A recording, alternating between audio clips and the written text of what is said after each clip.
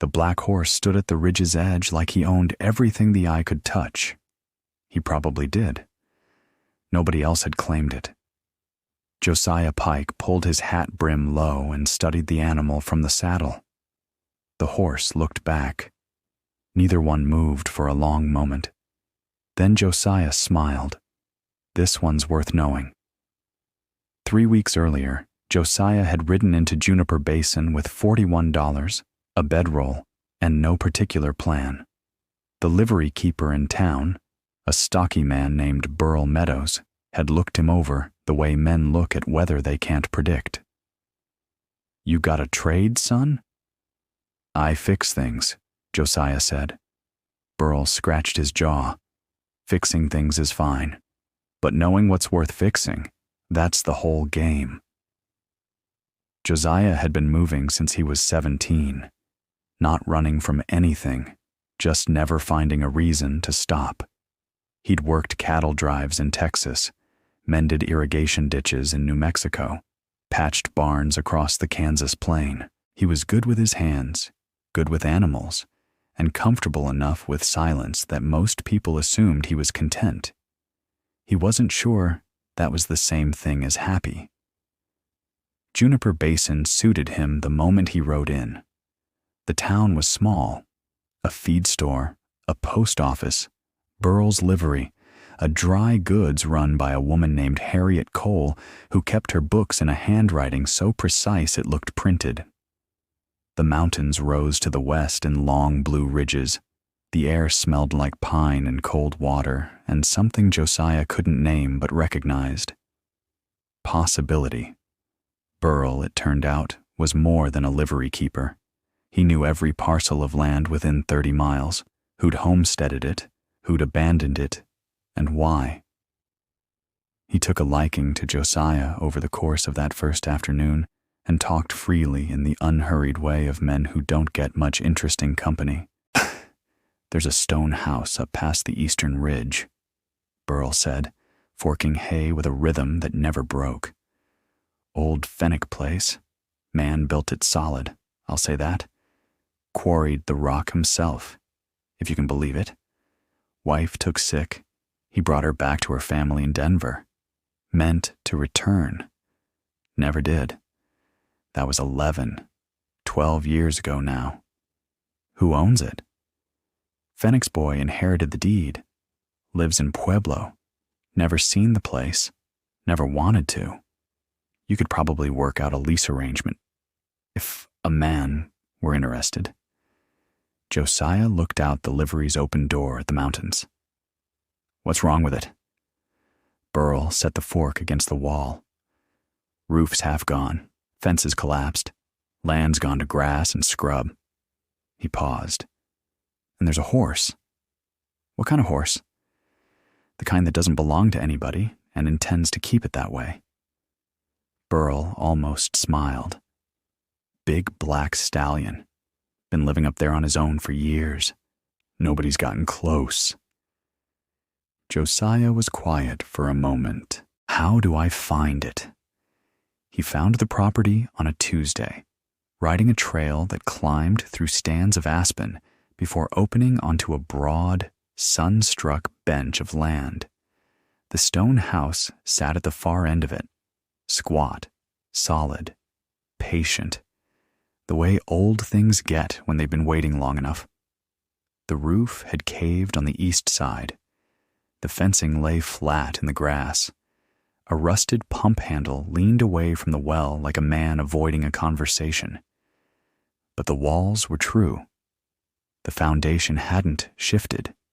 The stone itself, gray-pink granite, quarried and stacked with real care, looked like it could stand another century without complaint. Josiah dismounted and stood in the tall grass, turning slowly, reading the land. Then he heard hooves, and he turned to find the horse watching him from 30 yards out. He rode back to town with his mind running in 2 directions at once. The practical side of him added up the costs. The roof would need new timber. He'd have to source it in Juniper Basin or haul it from Glenwood Springs. The fencing would take weeks. The pump needed a new leather seal at minimum, possibly a full replacement of the cylinder. He had $41 and no income at the moment, which meant he'd need to work a deal on the lease before he spent a cent, and he'd need some kind of paying work on the side to carry him through the repairs. None of that was impossible. It was just a lot. The other side of him kept returning to the horse. He'd seen the animal move, just briefly, when it spooked at something in the grass and wheeled away to the far fence line. The black coat caught the afternoon light like polished riverstone. The horse was big, maybe 16 hands, with a deep chest and legs that looked built for endurance rather than speed. He moved without waste. Whatever wildness had kept him on that property alone for years hadn't made him ragged. If anything, it had made him sharp. Josiah had worked with difficult horses before. He knew the difference between an animal that was broken by bad handling and one that simply hadn't found a reason to trust. The black horse had the bearing of the second kind, wary and self-possessed, not fearful. That was fixable.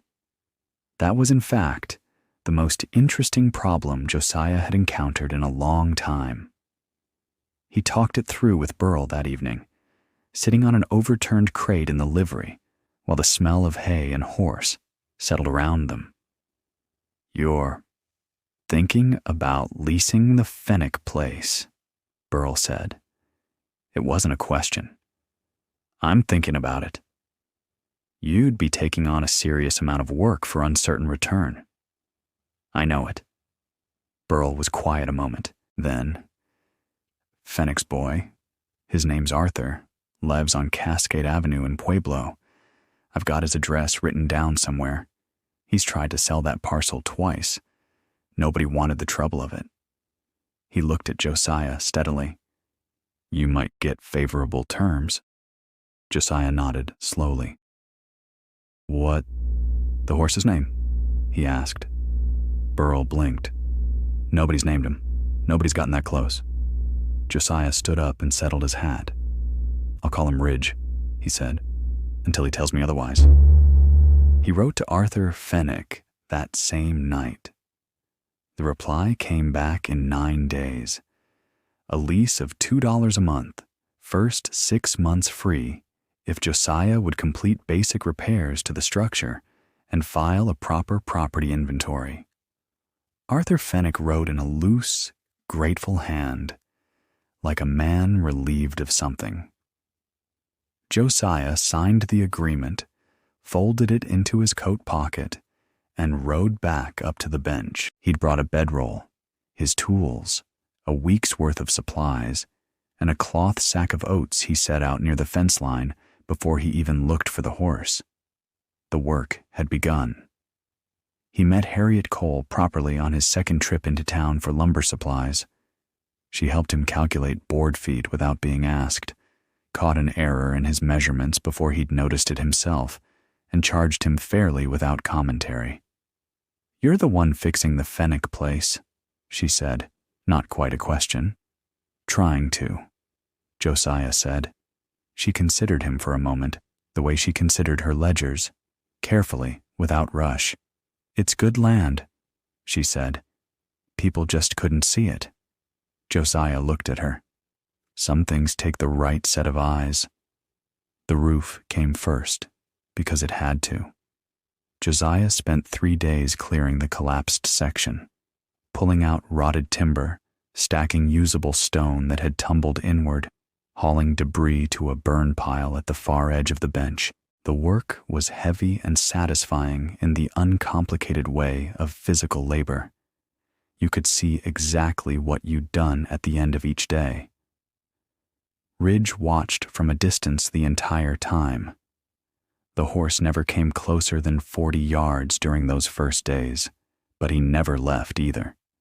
He'd graze at the far end of the bench, circle back, stop, and observe, then graze again. Josiah paid him deliberate, measured attention, glancing over without staring, moving predictably, never making sudden gestures. He talked while he worked, not to the horse exactly, just out loud, in the even tone he'd have used describing the weather. "East rafters rotted through," he'd say, prying a board loose. "Have to sister a new one alongside it. Won't be pretty, but it'll hold." Ridge would lift his head, ears forward, then back to grazing. By the fourth day, the horse had moved to 30 yards. The new timber went up section by section. Josiah had help for the ridge beam. Burl sent out his young assistant, a cheerful 16-year-old named Pete, who was stronger than he looked and didn't ask too many questions. Together, they set the beam, notched the rafters, and laid new shingle boards across the top. It wasn't finished work, but it was solid. Pete noticed the horse immediately. "That's him," Pete said, wide-eyed. "The one nobody can catch." "I'm not trying to catch him," Josiah said. "What are you trying to do?" Josiah handed him the end of a rafter. "Hold this level." But the boy's question stayed with him. That evening, after Pete had ridden back to town, Josiah sat on the stone doorstep with a tin cup of coffee and watched Ridge move along the southern fence line. The horse had a pattern. Josiah had started to notice it. He didn't graze randomly. He moved in a loose circuit, always returning to the same stretch of ground along the base of the ridge, pacing back and forth in a way that seemed almost deliberate. Josiah set down his cup and walked to the fence line, staying parallel, keeping distance, watching where the horse's hooves fell. There, half hidden by bunch grass and lichen, were stones, not scattered naturally, arranged.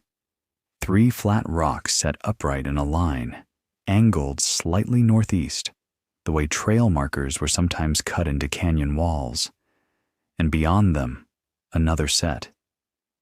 Josiah knelt and pulled the grass back.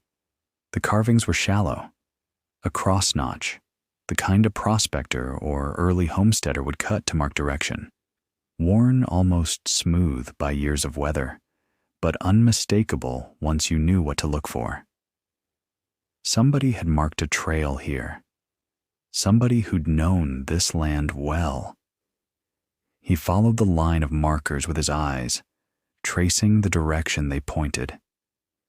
The angle led straight toward a crease in the ridgeline he'd noticed, but hadn't investigated.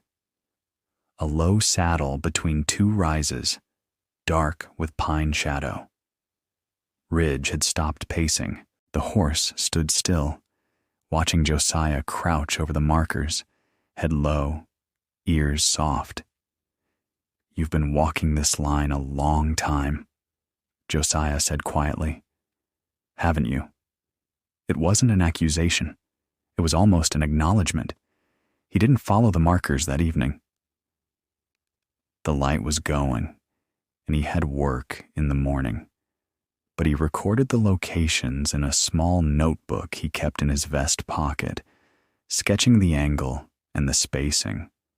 That night, lying in his bedroll inside the newly roofed house, he listened to the wind come off the ridge and thought about a man who had quarried stone by hand and carved trail markers into rock before his life had changed on him.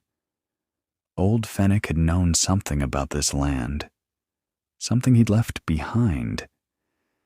He followed the markers on a Saturday, early, before the sun had cleared the eastern ridge.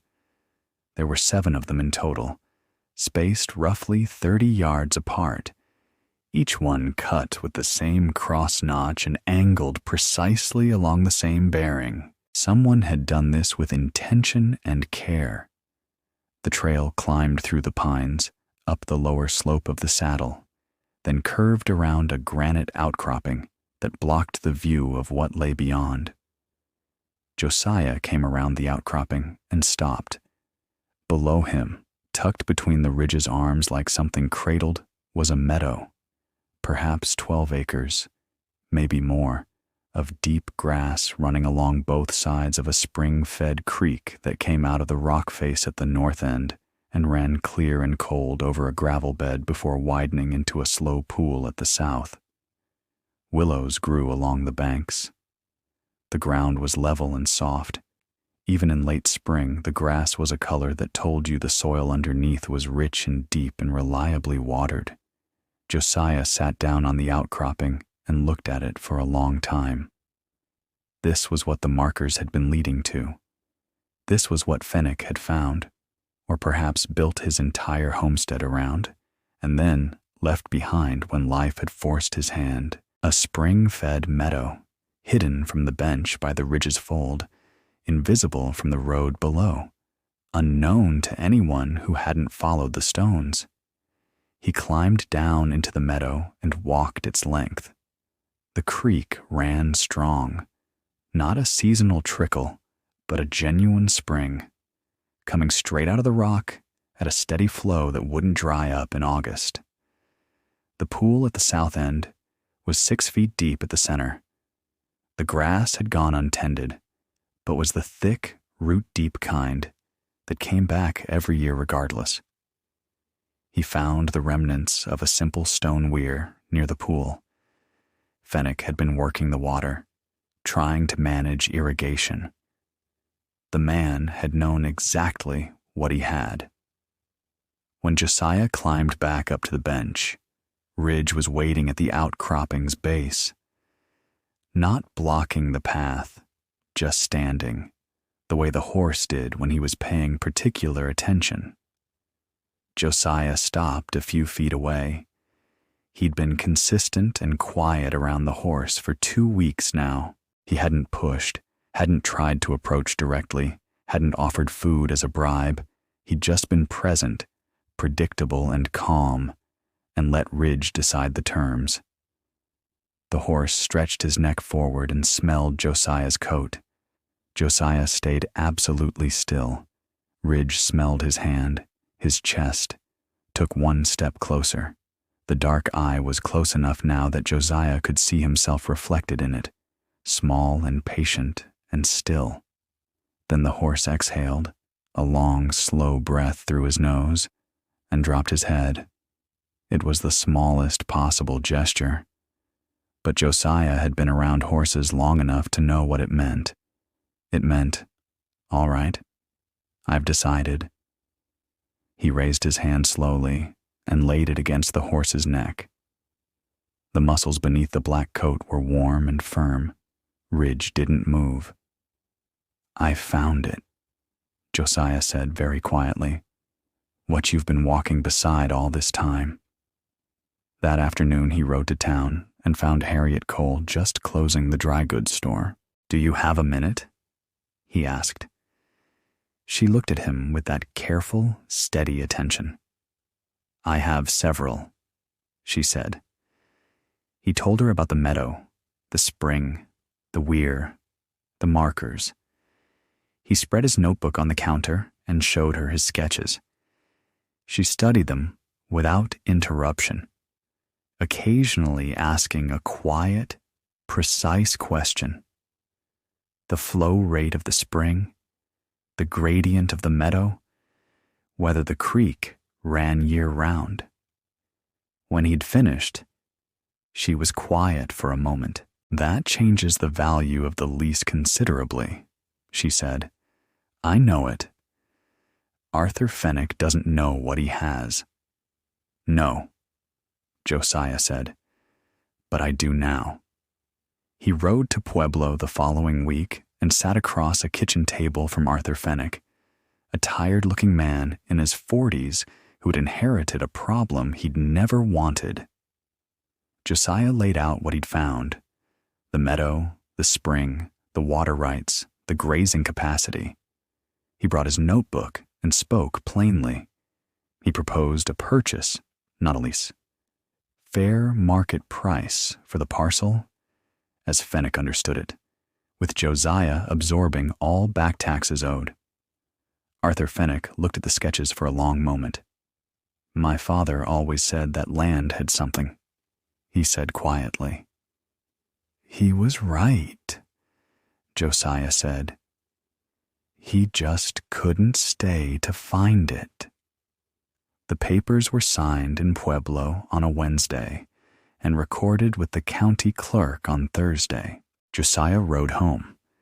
He'd started thinking of it that way, home, with a copy of the deed folded in his coat and a feeling he hadn't experienced before, the specific, slightly alarming weight of having something to lose. He threw himself into the work. The fencing came next. 160 rods of it, most of which he drove and strung himself, with Pete coming up on Saturdays to help with the corner posts. The bench land was good and relatively flat, which made the work faster than it might have been. By mid-June, he had the eastern half enclosed and was moving west. He was stretching wire on the Wednesday of the third week when Burl rode up the trail unannounced, which was unusual enough that Josiah set down his pliers. "You have company coming," Burl said, dismounting. His tone was careful. "What kind?" "Man named Cord Ellett. He runs a grazing operation out of the valley, runs it large. He's been using the bench land informally for summer pasture for the past several years, just moving cattle through, no agreement, nobody around to object." Burl paused. "He came into town yesterday asking about the Fenick property. Didn't like what I told him." Josiah looked at the fence line. "He doesn't have any legal claim." "No, but Cord Ellett is the kind of man who's used to things going his way through persistence rather than paperwork." Burl met his eyes. "He'll come up here. I'd wager this week." He came up on Friday. Ellett was a big man, broad through the shoulders, with the polished confidence of someone who'd never had a serious setback. He rode a good horse and had 2 men with him, ranch hands by the look of them, present for effect rather than function. He pulled up at the new fence line and looked at the strung wire with an expression of mild, almost theatrical surprise. "Didn't realize someone had taken this on," he said pleasantly. "Deeds recorded with the county clerk," Josiah said. "Happy to show you a copy." Ellett smiled in a way that didn't reach his eyes. "I'm sure it's all in order. I'm just thinking about the practicalities. My cattle have watered up here for 3 summers. The spring on the far side of that ridge." He paused, watching Josiah's face. "Well, that's been useful to me." Josiah kept his expression easy. He hadn't mentioned the meadow spring to anyone except Harriet. The fact that Ellett knew about it, or guessed at it, meant the man had been over that ridge himself, probably recently. "That spring is on deeded property," Josiah said. "Currently, perhaps." Ellett looked around at the house, the fence, the bench. A man alone, taking on all this. That's ambitious. Things have a way of getting complicated. Costs add up. Sometimes a fair buyout makes more sense than grinding through years of hard work. He smiled again. "I'd be willing to make you whole on what you've spent." "I'm not selling," Josiah said. Ellett nodded slowly, as if this were a reasonable but preliminary position. "Think it over," he said. "I'll check back." He rode down the trail, with his 2 hands following, and the easy posture of a man who believes time is on his side. Josiah watched them go, then turned back to the fence and picked up his pliers. His hands were steady. But the afternoon felt different than it had that morning. Ellett came back the following Tuesday, without the hands this time, which was somehow more unsettling. He dismounted at the fence gate, Josiah had hung a proper gate on the main trail now, and waited with the patience of a man performing courtesy. Josiah walked over and didn't open the gate. "I've been making inquiries," Ellett said, pleasantly. "The water rights on that spring, they're not filed. Your deed covers the land, but the water is a separate matter under Colorado doctrine. A senior filing would take precedence." This was true. Josiah knew it. He'd looked into water law in the Juniper Basin courthouse the week after he'd found the meadow, and it was one of the things he'd been quietly worried about since. "I haven't filed yet," Josiah said. "I intend to." "Of course, but timing matters in these things." Ellett tilted his head. "I have a relationship with the county water commissioner. We grew up in the same town. I'm not suggesting anything improper, just that I have a filing prepared, and it would be submitted before yours could be, as a practical matter of timing." He said it gently, the way a man shares unfortunate news. "I'd rather work something out between us. A shared water arrangement, reasonable terms. Your cattle, my cattle, both watered. Nobody loses." Josiah was quiet for a moment. He understood what was being offered. It wasn't a partnership. It was a slow mechanism for control. Shared access to the spring meant Ellett's cattle on his land indefinitely, and a man like Ellett would always push the terms. "I'll think on it," Josiah said. He rode into town that evening and went straight to Harriet Cole's store. She was doing accounts at the back counter. He explained the water rights situation without preamble. She listened, asked 2 questions, and then was quiet. "There's a land attorney in Glenwood Springs," she said. "Reputable man named Foster. He handles water filings regularly." She looked at Josiah directly. "The question is whether you can file before Ellett does." He said his filing was prepared. "Prepared isn't filed." She folded her hands on the counter. "How fast can you get to Glenwood Springs?" He left before dawn the next morning. The ride to Glenwood Springs took most of the day. Foster's office was above a hardware store on Grand Avenue, a spare, organized room that smelled like paper and ink.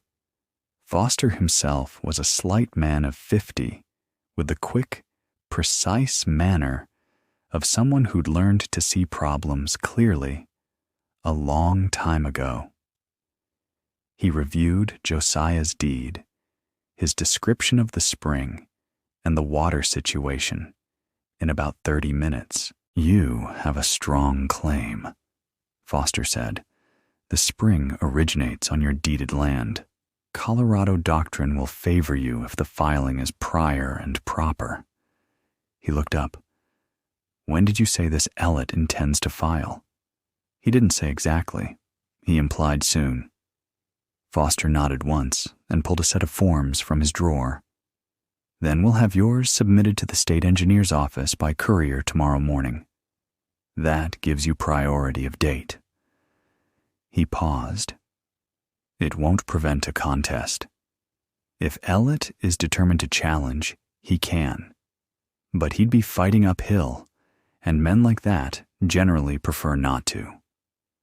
Josiah signed the forms and paid the filing fee out of the last of his cash reserves.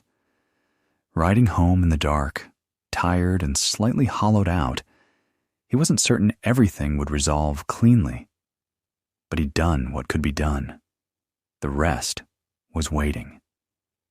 He arrived home to find the main gate standing open and the fence wire cut on the south run. A clean cut, not weathered failure. Someone had been on the property. Nothing was taken from the house. Nothing was broken. But in the meadow, the stone weir had been disturbed. Several of the carefully placed rocks pulled out and scattered, the water flow disrupted into a muddy spread across the lower grass. It wasn't destruction exactly. It was a message. Josiah stood at the damaged weir in the last of the evening light and felt the full weight of what he was up against.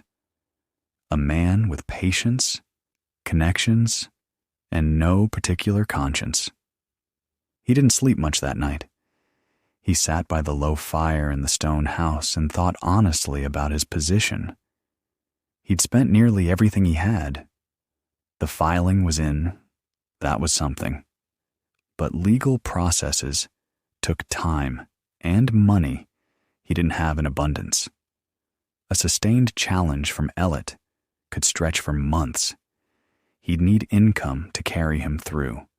He'd need allies who understood the land, and he'd need the meadow to stay intact. He thought about the markers, the careful, deliberate work of a man who'd believed in this land enough to cut stone by hand in order to preserve the knowledge of what he'd found. Fenick hadn't been a failure. He'd been a man interrupted. He'd done everything right. Circumstances had simply not held. Josiah could be interrupted too. He got up and walked outside in the dark. The sky was enormous overhead, the kind of sky you only get far from town, thick with cold stars. Ridge was somewhere out there in the dark. He could hear the slow movement in the grass. He thought about Burl's words from the first day. Knowing what's worth fixing. That's the whole game. He knew what was worth fixing. He also knew, sitting with it honestly, that he couldn't do this alone. He rode into town at first light and went to Harriet Cole's door before the store was open. She answered in her working apron, unsurprised. "I need help," he said. Not charity, a real partnership. The meadow, the water, the cattle operation. I can build it, but I need someone who understands the books and the town. He paused. I think you've understood that land from the moment I described it. Harriet looked at him for a long, steady moment. "Come inside," she said. "Let's talk about what that looks like." They talked for 3 hours at the counter of the dry goods store while the morning light shifted across the floorboards. Harriet had already been thinking about the meadow. He could tell by the precision of her questions and the fact that she'd pulled out a sheet of paper before he'd finished his second sentence. She'd done figures, not speculative ones, real ones based on grazing capacity, water availability, market prices for beef out of Glenwood Springs. The spring gives you reliable summer water for roughly 80 head, she said, tapping the paper. Maybe 100 if the creek runs as strong as you described. That's a modest operation, but a profitable one if you're not carrying debt you can't manage. "I'm carrying some," Josiah admitted. "I know what you're carrying," she said, in a tone that wasn't unkind. "Burl talks." He almost smiled. "What are you proposing?" "A formal arrangement. I put in capital, enough to carry you through the legal process, and fund a first-year cattle purchase. You hold the deed and manage the land. We split the operation's profit for 5 years, at which point you have the option to buy out my share at assessed value." She looked at him steadily. "It's not charity. I've wanted to put money into something real for a long time. This is real." He thought about it for about 4 seconds. "One condition," he said. "Name it." "If Elliot challenges the water filing, we fight it all the way. I'm not compromising the spring." "Agreed," she said without hesitation. "That water is the whole operation. Anyone who's read the filing knows it." They shook hands across the counter. The water filing challenge came 3 weeks later, a formal contest submitted by Ellett through his attorney in Denver, claiming prior beneficial use of the spring over multiple seasons. It was, as Foster had warned it might be, a serious document. But Foster was ready for it. He'd spent the weeks since Josiah's original filing gathering evidence, statements from Burl Meadows and 2 other longtime Juniper Basin residents confirming that Ellett's cattle had only appeared on the benchland in the last few years, well after the spring had been documented on Fenick's original land survey. He had the survey itself, pulled from the county records, which showed the spring's origin point clearly within the deeded parcel. He had the cross-notch trail markers. Josiah had photographed them with a borrowed camera and provided detailed written descriptions, which established that Fenick himself had known of and used the spring as part of his intended homestead operation. The state engineer's office reviewed the contest for 6 weeks. Josiah spent those 6 weeks doing what he could, finishing the fencing, repairing the weir, more carefully than before, with good stone and proper mortar, and beginning the slow work of clearing the meadow's overgrown edges to open more grazing ground. Harriet came up twice to walk the land herself. She brought a surveying compass and her own notebook, and she moved through the meadow with the focused attention of someone making real decisions. Ridge watched her from the ridge path the first time. By the second visit, he'd drifted within 20 yards. "He's deciding," Josiah said. "He's already decided," Harriet said, not looking up from her notes. "He's just taking his time announcing it." Josiah looked at her. She looked back, a small smile, controlled but genuine. The ruling from the state engineer arrived on a Thursday in late August. Foster sent a rider with it rather than trusting the post. Claim of prior beneficial use by petitioner, Cord Ellett denied. Water right confirmed in favor of Josiah Pike, with priority date established at time of original filing. Spring designated as appurtenant to the deeded parcel. Josiah read it twice standing in the yard, then folded it and put it in his coat. He walked up to the meadow alone that afternoon. The creek was running clean and cold over the gravel bed, the weir rebuilt and holding, the pool at the south end full and still. The grass had grown back around the disturbed edges. The willows along the bank were deep green in the late summer light. He stood there for a long time. He heard hooves behind him and turned. Ridge had come down the ridge path and into the meadow, the first time Josiah had seen him cross that line willingly. The horse walked forward without haste, came to within arm's reach, and dropped his head to drink from the pool. Josiah sat down on a flat rock near the bank and watched him drink. "We did it," he said quietly. "Took a minute." Ridge lifted his head, water dripping from his muzzle, and looked at Josiah with that dark, steady eye. Over the following weeks, the last pieces fell into place. Harriet's capital arrived through the Glenwood Springs Bank. Josiah purchased 32 head of cattle from a rancher east of town who was scaling down. Good, solid stock, nothing flashy. Burl helped him negotiate the price and threw in Pete's labor for fall roundup without being asked. By October, the benchland had cattle on it for the first time in over a decade. The stone house had a sound roof, straight fences, a working pump, and a fire in the hearth each evening. The meadow was grazed moderately, managed carefully, the spring running clean.